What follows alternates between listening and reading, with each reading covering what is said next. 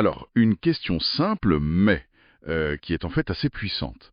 Combien d'onces d'or faut-il pour acheter l'indice Dow Jones? C'est une excellente question. Posé comme ça peut sembler un peu technique. Mais la réponse, c'est un véritable voyage dans le temps. Aujourd'hui, on est le 19 décembre 2025 et il en faut 11,04. Voilà. Sauf qu'en 1999, il en fallait presque 44. Comment est-ce qu'on peut même expliquer un écart pareil? Mais parce que cette question, ce n'est pas juste un chiffre, c'est un baromètre. C'est peut-être l'indicateur le plus simple et en même temps le plus puissant pour mesurer la confiance, Ou la méfiance? ou au contraire la méfiance, exactement, dans tout le système financier mondial. C'est un véritable sismographe de la peur et de l'avidité. Un sismographe, j'aime bien l'image. Et pour le comprendre, on va justement se plonger dans les sources qui analysent 124 années de données, de 1901 jusqu'à aujourd'hui. C'est ça? Notre mission, décoder les grands cycles qui ont façonné notre économie. Et on va voir que ce simple ratio raconte une histoire pleine de bruit et de fureur. On commence par le début, Allez. le premier grand cycle. On commence au tout début du XXe siècle. C'est l'ère de l'étalon or. Un monde qui nous semble aujourd'hui, presque extraterrestre. D'accord. Le ratio part de très bas. En 1903, il faut à peine 1,54 onces d'or pour acheter le Dow Jones. Moins de 2 onces, c'est minuscule. Mais ça veut dire quoi concrètement, l'étalon or? On en entend souvent parler, mais c'est un peu flou pour beaucoup de monde. C'est un système où, disons, la stabilité est le maître mot. Pour faire simple, chaque dollar américain était directement échangeable contre une quantité fixe d'or. D'accord. À l'époque, c'était 20,67 dollars pour une once d'or. Cette règle du jeu crée une encre monétaire très très forte. Et ça a éliminé l'inflation à la... Quasiment. Ça a éliminé l'inflation et le risque de change entre les grandes devises qui étaient toutes plus ou moins arrimées à l'or. C'était un environnement de confiance quasi absolu. Et cette confiance, on la voit dans les chiffres. C'est fou. De 1,54, le ratio est multiplié par 12 en 26 ans. Oui, Il atteint 18,40 en août 1929. On a l'impression que les gens pensaient que les arbres montaient jusqu'au ciel, que rien ne pouvait arrêter Wall Street. c'est tout à fait ça. C'est l'Amérique de Ford, de l'électricité. La révolution industrielle, Exactement. Les actions représentent l'innovation, la croissance, le futur. L'or, lui, il a un prix fixe. Il ne bouge pas. Donc mécaniquement, quand l'économie explose, les actions superforment massivement l'or. d'accord. Mais là où ça devient fascinant, c'est le timing. Ce sommet de confiance, ce fameux 18-40, est atteint 2 mois, Seulement 2 mois. seulement 2 mois, avant le crash d'octobre 1929. Et là, tout s'effondre. Le ratio chute de 88% en moins de 3 ans. Il revient à 2,17. C'est vertigineux. C'est donc ça la première grande leçon de ce ratio. Quand la confiance, même la plus solide en apparence, se brise, la fuite vers l'or n'est pas une simple transaction, c'est un réflexe de survie. C'est exactement ça. Les actions représentent l'espoir de croissance. L'or représente la peur de tout perdre. Pendant la Grande Dépression, le Dow Jones perd 89% de sa valeur. 89%? L'or, lui, est toujours officiellement à 20,67 dollars. Il conserve sa valeur. L'étalon or avait créé une illusion de stabilité. Et cette illusion a été pulvérisée. C'est fascinant parce que sur les ruines de cette illusion, on a bâti un système encore plus ambitieux, centré sur le dollar cette fois. C'est le début de votre deuxième cycle. Oui, le plus long et peut-être le plus spectaculaire de tous. C'est ce que j'allais dire. Il s'étend sur 48 ans, de 1932 à 1980. Et il commence par une phase de reconstruction de la confiance qui est spectaculaire. Le ratio repart de 2,16 pour grimper jusqu'à 28,16 en 1966. Une hausse de près de 1200%. Mais comment on a réussi à reconstruire une telle confiance après un tel désastre? Alors, il y a 2 moments clés. D'abord, en 1934, le président Roosevelt dévalue le dollar. C'est-à-dire? Il décide unilatéralement que l'once d'or ne vaut plus 20,67 dollars, mais 35 dollars. C'est une mesure choc qui a permis de relancer l'économie. Mais le vrai tournant, ce sont les accords de Bretton Woods en 1944. Encore un terme qu'on entend partout. Bretton Woods, en clair, c'était quoi? Pour simplifier, c'était une sorte de grande réunion après la guerre où 44 nations ont décidé des règles du jeu monétaire mondial. D'accord. Le dollar américain est devenu le pilier de tout le système parce qu'il était le seul à être directement et officiellement échangeable contre de l'or à ce prix fixe de 35 dollars l'once. Ah, je vois. Toutes les autres monnaies, elles, étaient fixées par rapport au dollar. C'était une pyramide de confiance, avec l'or physique américain à sa base. Et à l'époque, les États-Unis détenaient 70% des réserves d'or mondiales.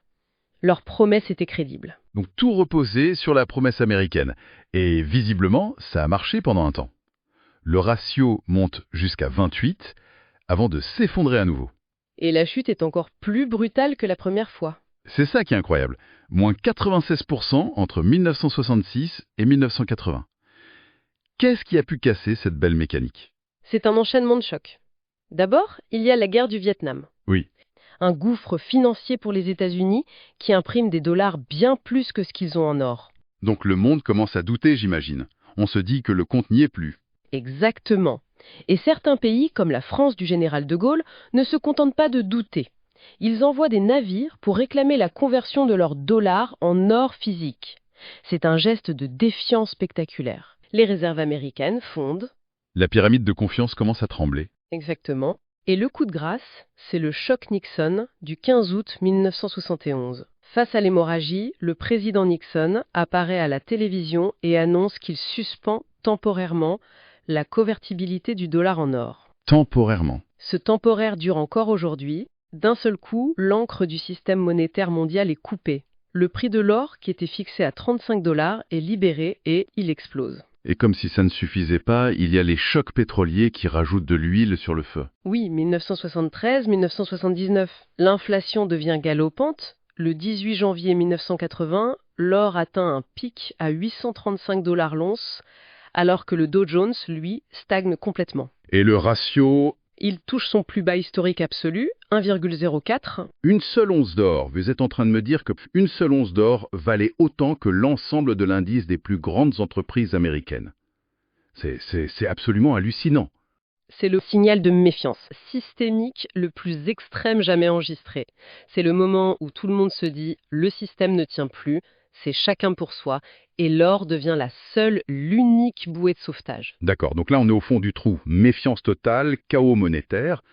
Comment est-ce qu'on remonte la pente à partir de là? C'est le début du troisième cycle. On remonte de manière spectaculaire. On part de ce creux de 1,04 en 1980 et en 19 ans à peine, le ratio va être multiplié par 42. 42 fois. Il atteint son sommet historique absolu, 43,85 en juillet 1999. Mais quel a été le déclencheur? Qu'est-ce qui a pu provoquer un tel retournement? Un homme. Paul Volcker, le patron de la Réserve fédérale américaine. Au début des années 80, il décide de casser l'inflation coûte que coûte. Il monte les taux d'intérêt jusqu'à 20%. 20%? Mais c'est impensable aujourd'hui. Qui pouvait bien emprunter de l'argent à ce taux-là? Personne, et c'était le but. C'était une cure de cheval terrible pour l'économie, avec une récession brutale. Mais ça a fonctionné. Ça a marché. En quelques années, l'inflation est maîtrisée et la crédibilité du dollar est totalement restaurée. Les actifs financiers, les actions, les obligations redeviennent beaucoup plus attractifs que l'or, qui ne rapporte aucun intérêt. Et qu'on se met à juger improductif. C'est là qu'on commence à entendre que l'or est une relique barbare. Exactement. C'est incroyable comme la perception peut s'inverser. Il passe de sauveur ultime à caillou inutile en quelques années. C'est le retour de la confiance totale dans le dollar et le capitalisme américain. La chute de l'URSS, la mondialisation, la révolution Internet. Et même les banques centrales s'y mettent. Oui, les banques centrales elles-mêmes, comme celle d'Angleterre, se mettent à vendre leur or au plus bas, pensant qu'il ne sert plus à rien. Le sommet de 43,85 est atteint en pleine bulle Internet. Il faut presque 44 onces d'or pour acheter le Dow Jones. Confiance maximale. Et j'imagine que, comme toujours, ce pic de confiance précède d'une nouvelle chute. Inévitablement. L'éclatement de la bulle Internet en 2000 amorce la baisse, mais le vrai catalyseur, c'est la crise financière mondiale de 2008. Et là, les banques centrales sortent l'artillerie lourde avec le fameux quantitative easing.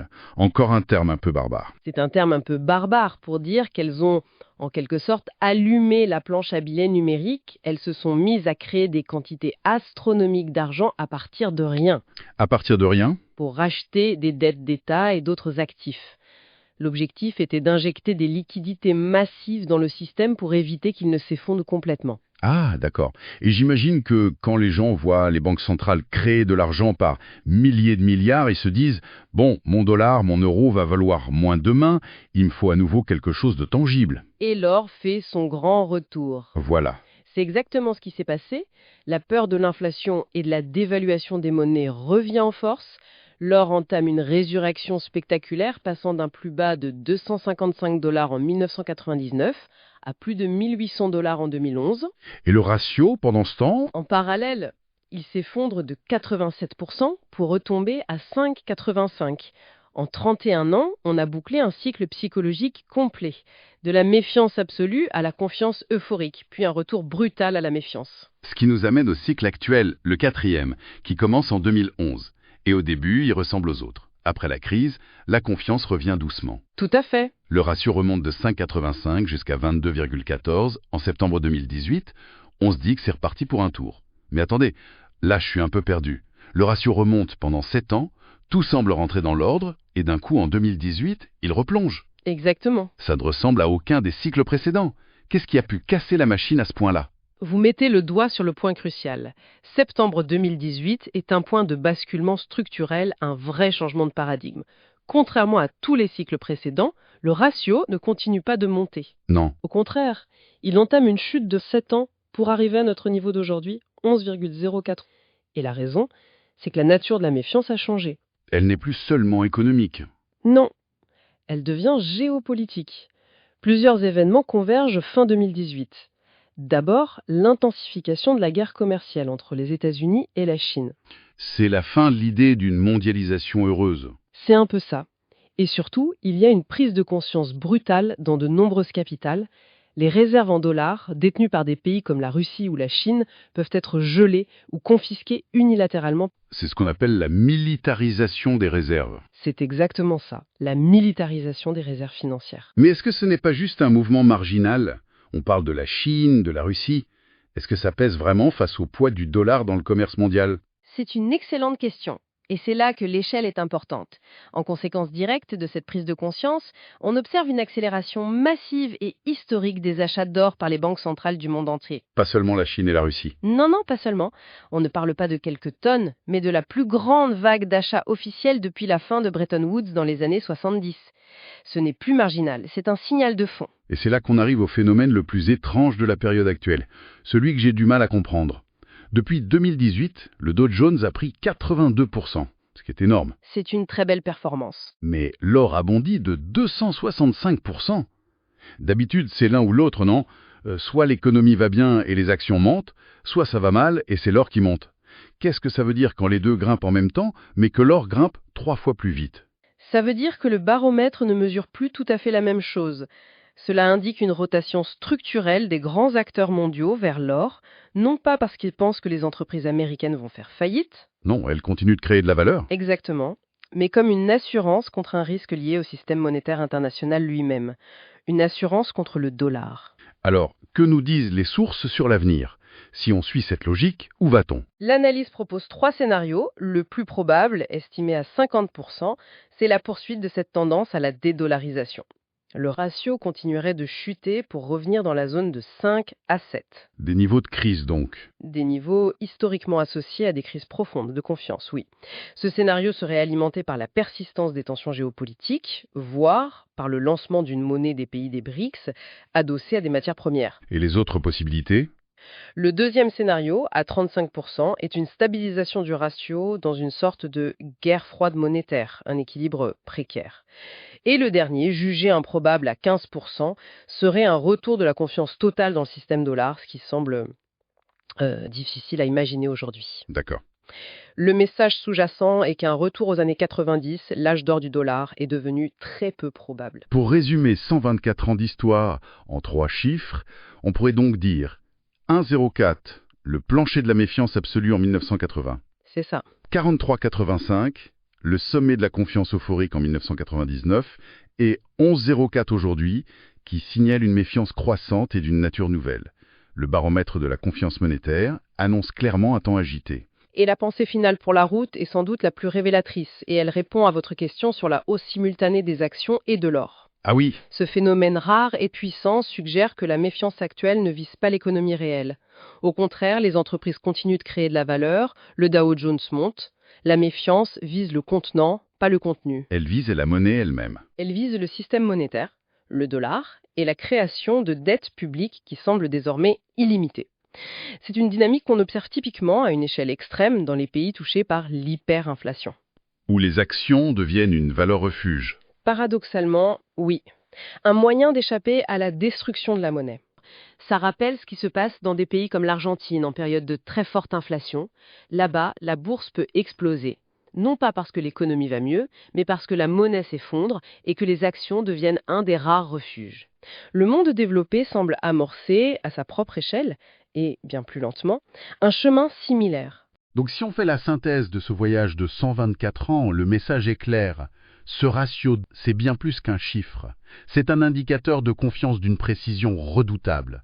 Et la rupture de 2018 nous a fait entrer dans une nouvelle ère. Une ère où la confiance dans le système dollar, qui a dominé le monde depuis 80 ans, s'érode de manière structurelle. C'est une érosion lente mais profonde. Elle est alimentée par la géopolitique, par la militarisation des monnaies, par la volonté d'une grande partie du monde de construire autre chose.